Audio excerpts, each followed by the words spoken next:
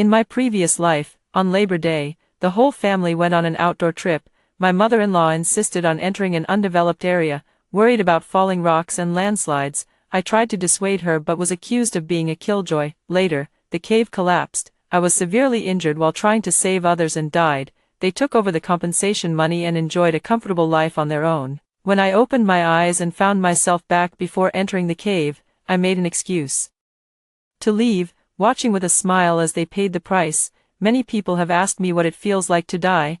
I couldn't answer because what's truly terrifying isn't death itself, but being stuck where you died, unable to go anywhere. My name is Su Jingyan, and I died during the Labor Day holiday when I was 27, at the wild cave my in-laws insisted on visiting, about 300 meters from the scenic area boundary. There was a sign lying on the ground that read, "Undeveloped area, no entry." When my mother-in-law stepped over the sign, she turned back and smiled at me, saying, "Places like this are exciting." I stood at the cave entrance, my back drenched in cold sweat, not because I was afraid of the dark, but because I saw cracks on the cave walls spreading inward like spiderwebs. It was May, just after the rainy season, and the mountain was saturated with water. With weathered rock like that, a landslide was only a matter of time after a rain. I told them, clearly and plainly. I said, "Mom, we can't go in, look at those cracks above us. The weather forecast says it'll rain again this afternoon. Let's just walk along the scenic trail and not go inside."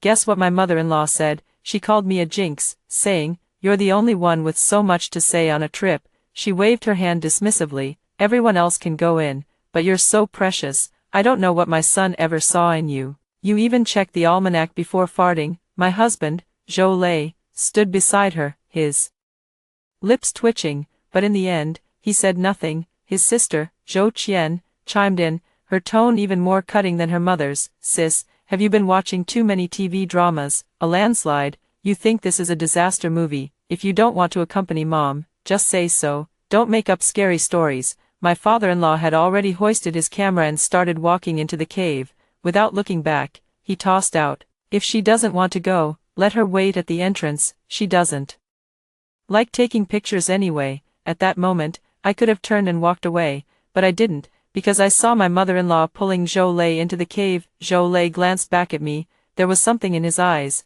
something I'd grown all too familiar with in the 5 years since marrying into the Zhou family. He needed me there, needed me to take the fall for him, needed me to be the buffer in case something went wrong. He knew the cave wasn't safe, he knew everything, but he didn't dare tell his mother, so he relied on me to do it. I spoke up and got scolded, and he retreated, pretending he hadn't heard a thing. That was my husband. I followed them in, because I was foolish, because I always believed that marrying into a family meant taking responsibility for them. My mother taught me from a young age to put myself in others' shoes, to treat them well, and that they would eventually understand. The path inside the cave was harder to walk than I had imagined. The ground was completely wet, and when the flashlight beam shone on it, the stones reflected a layer of watery light.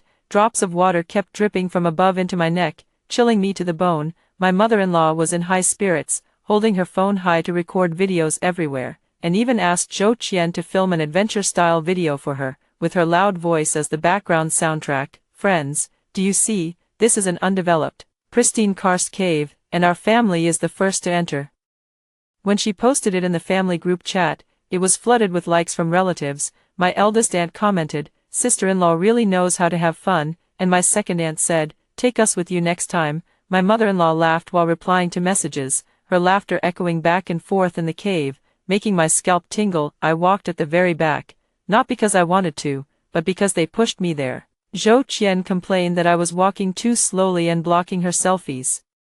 Zhou Lei complained that I was tugging on his sleeve, interfering with him supporting his mother. My father-in-law complained that the angle of my flashlight was wrong and couldn't capture the scene he wanted. I was like a tail, an extra, troublesome tail that could be cut off at any moment. The cave entrance collapsed at 2:40 p.m. I remember this time because Zhou Qian's phone happened to announce the time automatically. She later repeatedly verified this time in the rescue personnel's records to prove she was a victim. When the first sound came, everyone was taking photos, and no one reacted. The sound was like distant firecrackers, a muffled rumble that made the soles of our feet itch. My mother-in-law was still asking where the firecrackers were when the second sound came. This time, it was so close that I could see a stalactite about 3 meters ahead completely break off. as it fell. It brought down a cascade of smaller stones, and then the lights went out. It wasn't that the flashlight had broken, the entire ceiling above us had collapsed. I shouted and tried to run back,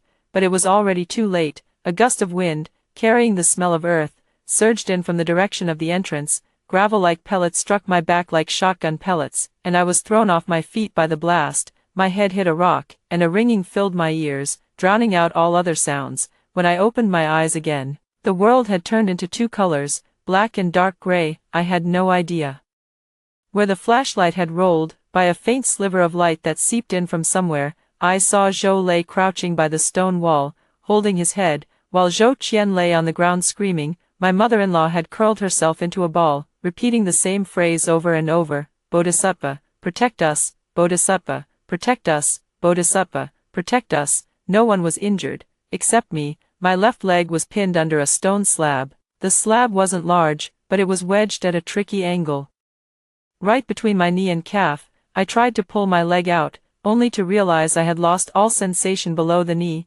I called out to Zhou for help. He ran over, glanced at it, and tried to lift the slab but couldn't move it. Then he did something I will never forget in this lifetime, or the next. He let go of his hand and retreated to his mother's side. "Jingyan, just bear with it for now. Once the rescue team arrives, everything will be fine. I can't lift it alone." When he said this, he didn't even look me in the eyes. He didn't dare. My mother-in-law did glance at me. She was slumped there, her face pale, her lips trembling. I thought she was going to say something comforting, but instead she said, "Can you stop screaming? It's making me anxious." I wasn't screaming, not because I was obedient, but because I no longer had the strength to scream. The area where the stone slab was pressing down began to seep blood. I could feel the blood flowing down my pant leg, warm at first, then turning cold, then becoming a temperature I couldn't distinguish between coldness and death. Time was frozen in the cave. I didn't know how long it had been, maybe an hour, maybe 3 hours. I only remember that halfway through, the cave shook again, rubble fell from above, hitting my shoulder, and one piece struck the back of my head, leaving me in darkness for a long time. That tremor shifted the stone slab slightly, freeing my leg, but I had lost too much blood and didn't even have the strength to crawl. I propped myself up with my elbows, inching toward the cave entrance bit by bit. I managed to move about 2 meters before I couldn't go any further. It was then that I heard a sound, not the sound of a collapse, but the sound of people talking. It was faint and intermittent, coming from the direction of the cave entrance. It was the rescue team. I tried to shout, but no sound came out. My throat was as dry as if it had been sandpapered, and all I could produce was a hissing sound like a broken bellows. Then I heard my mother-in-law's voice. I didn't know when she had crawled near the cave entrance. The collapsed opening wasn't completely sealed. There was a gap on the left side, just wide enough for a slender person to squeeze through sideways. My mother-in-law was 56 years old and on the thinner side. She squeezed through. I heard her crying and shouting outside, her voice sharp and clear. "We're in here. Save me first. My heart can't take it anymore. Pull me up first." Then came Zhou Qian's voice. "My mom has a heart condition. Hurry up."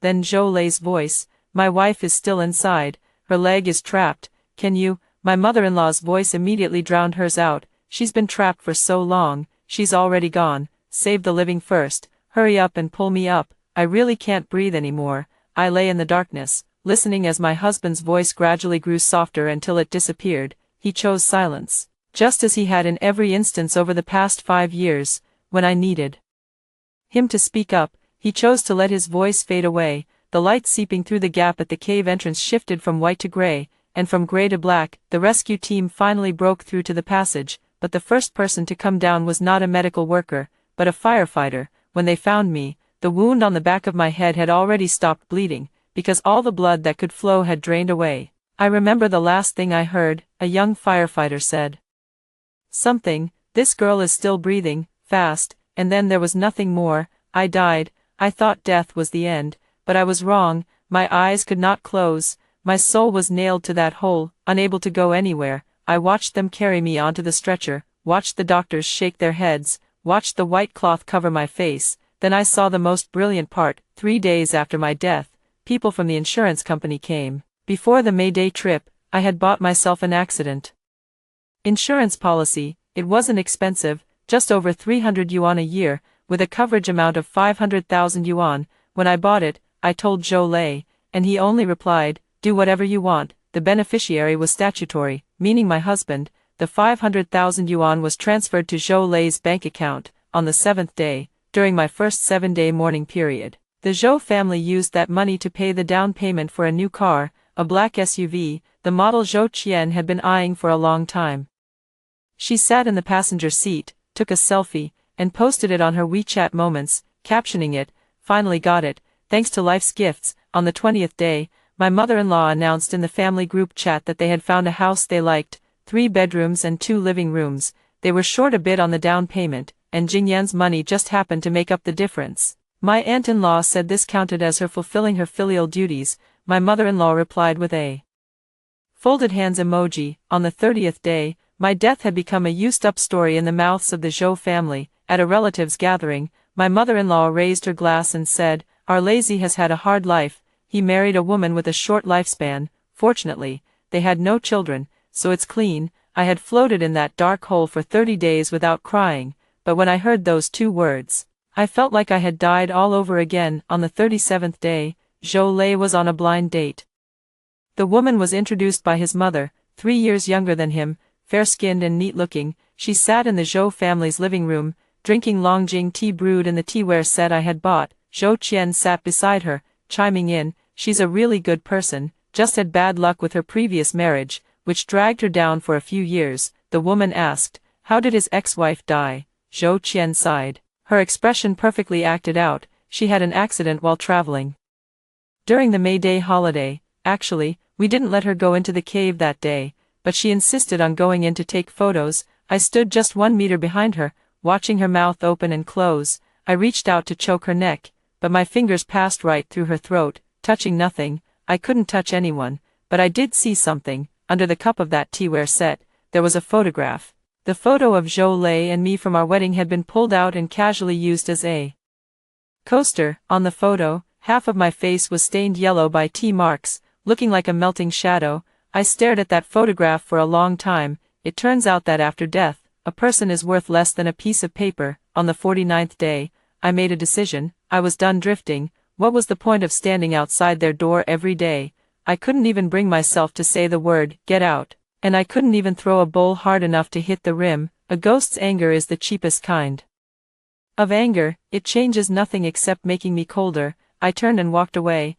I didn't know where I was going, but I no longer wanted to stay in that house, the car bought with the life I sold. I felt sickened by it, the house whose down payment was paid with my life. I felt even more nauseated. That man, Zhou Lei, the man I had wholeheartedly hoped to build a good life with, completed the entire sequence of mourning his wife, collecting the money, and going on blind dates within 2 months. His efficiency was utterly despicable. I drifted to the roof of the tallest building in the city. Looking down at the myriad lights of the homes below, for the first time in my 27 years, I realized that not a single one of those lights was lit for me. My mother remarried and moved away when I went to college. My father passed away early. When I married into the Zhou family, I truly considered it my home. I thought I had finally found a nest that would never scatter, only to discover that this nest was built from my bones. I closed my eyes and thought, if I could do it all over again, if heaven would give me one more chance. Then I heard a sound. It was the wind. No, not the wind, but people talking, their voices echoing as if in a cave. It was thrilling in a place like this. I suddenly opened my eyes. My mother-in-law, Zhou Lanxiang, stood before me, 1 foot stepping on the sign that read, "Undeveloped area, no entry." She turned back and smiled at me. Her teeth were stained with lipstick, glaringly bright in the sunlight. My whole body jolted as if electrocuted. The spring breeze was warm, carrying the scent of pollen on my face. The sunlight on my neck felt so real it was terrifying. In the distance, the scenic area's loudspeakers were looping the announcement, "Visitors, please follow the designated trails." Beside me, Zhou Lei was adjusting his newly purchased action camera, while Zhou Qian was applying lipstick while looking at her phone. My father-in-law had already started walking toward the cave entrance. The Rongdong cave looked exactly the same as it had during the May Day holiday. I looked down at my hands. All 10 fingers were intact, and my nails were painted with a nude polish I had just applied before setting out. I clenched my fists, feeling the nails dig into my palms. A real, living pain. Zhou Qian glanced at me. "Sister-in-law, what are you spacing out for? Hand me the sunscreen spray. I looked at her. At the face that in my previous life had told the blind date partner that he insisted on entering to take photos. Slowly, the corners of my mouth curved upward. Wait, I said, let me make a phone call first. I turned and walked a few steps back, ensuring they couldn't hear my voice, then dialed a number. I wasn't calling anyone specific, I was calling the insurance company. Hello, I'd like to change the beneficiary on my accidental injury insurance. The voice on the other end asked, who should it be changed to? I looked at the distant mountains, at the rock faces washed by rain countless times, and at the clouds slowly gathering overhead. At 2:40 p.m., there would be a rainstorm, followed by a loud bang. I said a name, not Jolie, but my mother, the woman who, after remarrying, felt guilty toward me, always speaking cautiously on the phone, afraid of disturbing my life. I hung up the phone and walked back toward the crowd. Zhou Lanxiang was already calling everyone to enter the cave.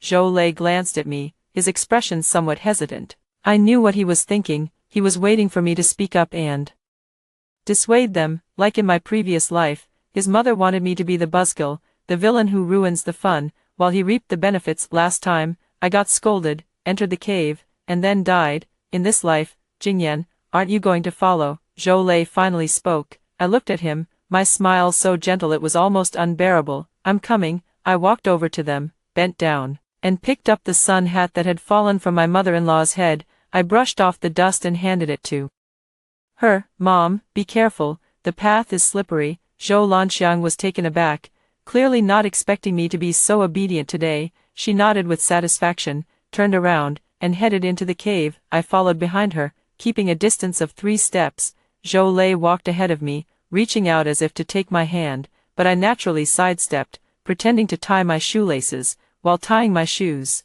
I took out my phone from my pocket, opened the Notes app, and typed a message to save, family. Cave exploration. Mother-in-law insisted on entering the cave despite our objections. I left first, then I switched my phone to video recording mode, pointed the camera outward, and placed it in my shirt pocket. Straightening up, I watched the family file into the dark cave entrance, like stepping into a closing mouth. Jolie turned back at the entrance and called out to me, Jingyan, hurry up. I took a deep breath. The spring air carried the scent of flowers, the earthiness of soil, and the warmth of sunlight baking the stones. This was the smell of life, a scent I almost wouldn't have been able to breathe again. I'm not going in. The 3 words floated lightly, like willow catkins in March. Jolie seemed to think he had misheard. I said, I'm not going in. I raised my voice, making sure everyone could hear. I'll wait for you outside. Zhou Lanxiang's expression changed instantly, but all I could do was laugh, because I knew that in 20 minutes, the sky would change, and I no longer needed to be the stepping stone for people who didn't deserve it. Zhou Lanxiang's face changed on the spot. You're not going in. We're already at the cave entrance, and now you're backing out. She threw her sun hat into Jolie's arms. What's wrong with your wife? She always ruins the fun. She didn't say anything when we set off, but now that we're here, she's acting up. Watching her furious outburst, I felt nothing inside. In my past life, he was just like this, the slightest disagreement, and he'd throw things in public, hats, phones, water bottles, whatever was at hand, he'd hurl it. After throwing it, he'd expect you to bend down and pick it up. If you didn't, it meant you had a bad attitude. If you did, he'd take it as a sign that throwing things worked on you, so he'd do it again next time. This time, I didn't bend down. Mom, I'm not trying to ruin the fun, I said, my tone as flat as a glass of cold water. I'm genuinely worried. Look at those cracks overhead. They're back, they're back. Zhou Qian rolled her eyes so hard it was almost audible. Cracks, cracks. Are you a geologist or something? You mentioned cracks back in the parking lot, and now you're still going on about it. Aren't you tired? My mother-in-law immediately chimed in. Everyone else is going in. Why don't you say anything to them? Look over there. Those young guys are heading in too. Are you the only one with a precious life? She pointed. And sure enough, 3 young men with hiking backpacks were walking into the cave. Their gear looked professional, helmets, headlamps, but they hadn't noticed the fallen warning sign at the entrance or the gathering storm clouds above. I opened my mouth but then closed it again. Last time, I argued back. I said just because others were going in didn't mean it was safe. I said I was worried about everyone. I spoke 100 words, only to be called a jinx. This time, I didn't say a single word more, because I'd already done what a person Should do. Every word of my warning had been clearly recorded by the phone in my pocket. Fine, I took a step back and spread my hands. Go in if you want, I'll stay outside and watch your stuff. Zhou Lanxiang froze for a second. She clearly hadn't expected me to give in so quickly. The insults she'd prepared stuck in her throat, unable to come out or go back down. Zhou Lei walked over to my side, lowered his voice, and said, Jingyan, stop making a scene. Come in with us. Your mother-in-law won't be happy if you stay out here like this. I turned to look at her. This angle was very familiar. It was the stance he most often used whenever he wanted me to compromise, standing between me and his mother. His voice was so low that only the two of us could hear it, and his expression was pained and helpless, as if he were suffering great grievance caught in the middle. In the past, seeing this expression would soften my heart. I would think, never mind, he's not having it easy either. If I take a step back, we'll all be better off. But now, looking at him, I only saw a delicate, cowardly face. What does it have to do with me if your mother isn't happy? I asked back with a smile, my voice neither loud nor soft. Zhou Lei's expression froze. He probably never imagined that his previously obedient wife would say something like this in front of the whole family. No, wait, let me rephrase that. I didn't mean that. I was saying, we're all out here as a family to have fun. It's not good for you to be left out alone. People might think we're excluding you. You're already excluding me, I said. After finishing my sentence, I took 2 steps back, found a clean stone near the cave entrance, and sat down. The stone was warm from the sun, and sitting on it was quite comfortable. I took out my phone, opened a match 3 game, and began calmly eliminating colorful blocks. Zhou Qian sneered, brother, don't bother with her. The more you coax her, the more she'll push her luck. If she wants to come in, fine. If not, let's go. Zhou Lanxiang tugged at Zhou Lei's arm and said, let her stay. Let's see how long she can keep sitting there. Zhou Lei stood there hesitating for a few seconds. He looked at me, then at his mother, his lips moving as if he wanted to say something, but ultimately he said nothing. Bowing his head, he followed his mother into the cave. My father-in-law carried the camera and did not participate in this conversation at all. He only cared about one thing, whether the composition at the cave entrance was aesthetically pleasing, whether the lighting was sufficient, and whether it could capture the adventurous feel he wanted. As for whether his daughter-in-law entered the cave or not, it was probably no more significant to him than changing a lens cap. Nothing worth worrying about. The footsteps grew fainter and farther away. The flashlight beam flickered a few times at the cave entrance before being slowly swallowed by the darkness. The last thing to disappear was the fill light on Zhou Qian's selfie stick. That small, cold white light flickered twice and then vanished completely. From inside the cave came Zhou Lanxiang's deep, resonant echo, look, doesn't this rock look like a Buddha? Then came Zhou Lei's voice, Mom, take it slow, the ground is slippery. Then came laughter. The laughter of the family of 4 was amplified, distorted, and echoed back and forth within the cave, sounding like a group of people laughing in a sarcastic, mocking tone. I turned off the match 3 game. My phone's lock screen was a selfie my mother had sent me last year. The roses she had planted on her balcony were in bloom, and she had taken a picture holding the flower pot. Her eyes squinted shut in a wide smile. Behind her was a row of old residential buildings with exterior walls painted in faded pink paint. Washed-out sheets hung from the clotheslines. It was an ordinary place, but it was her home. After remarrying, she lived in a modest space. Her husband was an honest, straightforward retired worker. He treated her reasonably well, but their financial situation was average. He always felt guilty toward me. When I got married, he gave me 60,000 yuan as a dowry. It was private savings he had hoarded for years. That day, his eyes were red, and he said, Mom, this is all I can do. Please don't think it's too little. I later handed that 60,000 yuan to Zhou Lei so he could make up the down payment. The car he drives now has a wheel hub, which was probably bought with that money. I flipped my phone over, screen down, resting it on my knees, and tears nearly fell, but not because of sadness, because of anger, a slow building, heavy, suffocating anger. The last time I bled out in that cave, he was at home, 200 miles away, tending to his roses, completely unaware of how his daughter had died. The Zhou family called it an accident,